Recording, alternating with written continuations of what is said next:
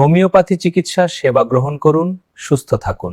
পুরো ভিডিওটি দেখুন, ভালো লাগলে লাইক শেয়ার করুন। আজ হোমিওপ্যাথি জগতের এক বিশেষ চরিত্রের গভীরে ডুব দেওয়া যাক। তবে এটা কোনো মানুষের প্রোফাইল নয়, বরং একটি প্রতিকারের, একটি রেমেডির প্রোফাইল, যার নাম ব্রায়োনিয়া অ্যালবা। আসুন এর ব্যক্তিত্বের পরতগুলো খুলে দেখা যাক। ডাক্তার, নড়লেই কষ্ট, আমাকে শুধু একটু শান্তিতে থাকতে দিন। ভাবুন তো, একজন রোগী এসে ঠিক এই কথাটা বলছেন। ব্যাস, এই একটি বাক্যেই যেন ব্রায়োনিয়ার পুরো গল্পের শুরু। এখান থেকে আমরা চরিত্রটা বুঝতে শুরু করতে পারি।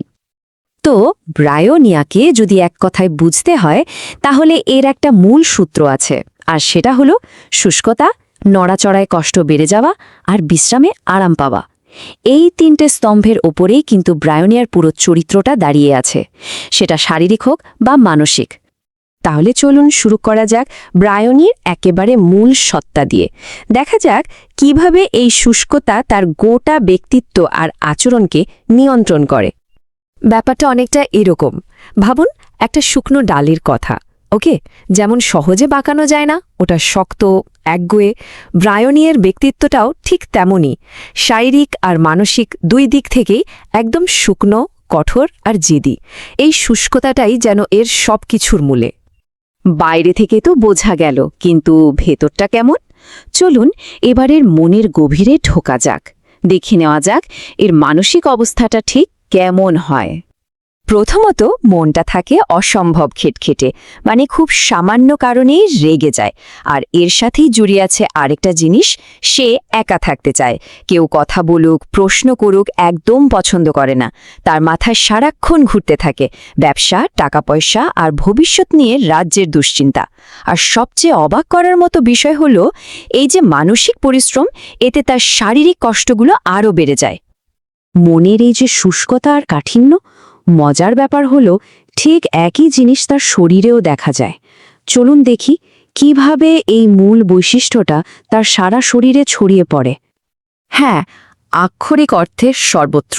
ব্রায়োনিয়ার ক্ষেত্রে এই কথাটা 100% সত্যি।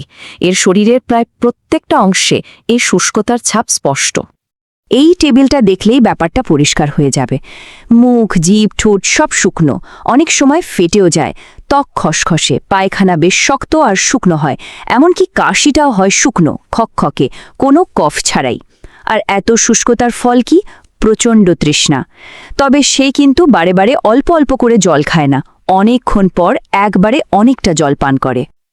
আচ্ছা, এতক্ষণ আমরা শুষ্কতা নিয়ে কথা বললাম। এবার আসছি ব্রায়োনিয়ার সবচেয়ে বড়, সবচেয়ে গুরুত্বপূর্ণ নিয়মে। এটাকে বলা যেতে পারে ব্রায়োনিয়াকে চেনার গোল্ডেন রুল, আর তা হলো একদম নড়াচড়া করা চলবে না। এই স্লাইডটা মন দিয়ে দেখুন, কারণ এখানেই ব্রায়োনিয়ার পুরো রহস্যটা লুকিয়ে আছে। যে কোনো ধরনের নড়াচড়া, তা সে হাঁটা চলা হোক, কথা বলা হোক, এমনকি শ্বাস নেওয়া বা কাশির মতো সামান্য নড়াচড়াতেও তার কষ্ট চরমে ওঠে। আর আরামটা কিসে? সম্পূর্ণ স্থির হয়ে শুয়ে থাকলে, অথবা ব্যথার জায়গায় যদি জোরে চাপ দিয়ে রাখা যায়, তাহলে সে আরাম পায়। সোজা কথায়, ব্রায়োনিয়া নড়াচড়াকে ঘৃণা করে। আর এই যে ব্যথার কথা বলছি, সেটারও একটা বিশেষ ধরন আছে। এটা কিন্তু সাধারণ ব্যথা নয়। রোগীর মনে হয় যেন কেউ ধারালো সূচ ফুটিয়ে দিচ্ছে। এই ধরনের ব্যথাকে বলা হয় স্টিচিং পেন। তো আমরা আলাদা আলাদা করে অনেকগুলো লক্ষণ জানলাম, তাই না? শুষ্কতা, খিটখিটে মেজাজ, নড়াচড়ায় কষ্ট। কিন্তু বাস্তবে একজন রোগীর মধ্যে এগুলো একসাথে কেমন দেখায়? চলুন একটা উদাহরণ দিয়ে বুঝি। ধরুন একজন রোগী এলেন, যার শুকনো কাশি হচ্ছে। কাশির সময় বুকে তীব্র সূচ ফোটানোর মতো ব্যথা হচ্ছে, আর সে কষ্ট কমানোর জন্য নিজের অজান্তেই বুকটা চেপে ধরছে। সামান্য নড়াচড়াতেই তার কষ্ট বাড়ছে। এই লক্ষণগুলো যখন একসাথে পাওয়া যায়, তখন নিউমোনিয়া বা প্লুরিসির মতো অবস্থায় ব্রায়োনিয়ার কথা ভাবা হয়। দেখলেন কিভাবে সবকটা সূত্র এক জায়গায় এসে মিলে গেল? আচ্ছা, এত কিছু আলোচনার পর যদি পুরো ব্রায়োনিয়াকে এক লাইনে মনে রাখতে বলা হয়, কি হবে সেই লাইনটা? চলুন সেটাই দেখে নিই। এই যে এটাই সেই চাবিকাঠি। শুষ্ক, খিটখিটে, নড়াচড়ায় কষ্ট বাড়ে আর বিশ্রামে আরাম, এই চারটে বিষয়কে এক করলেই ব্রায়োনিয়া। এই সহজ ফর্মুলাটা মনে রাখলে এর মূল ছবিটা চোখের সামনে ভেসে উঠবে।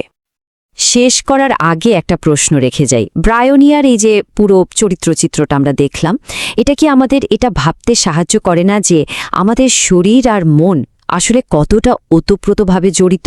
ভালো লাগলে লাইক শেয়ার করুন।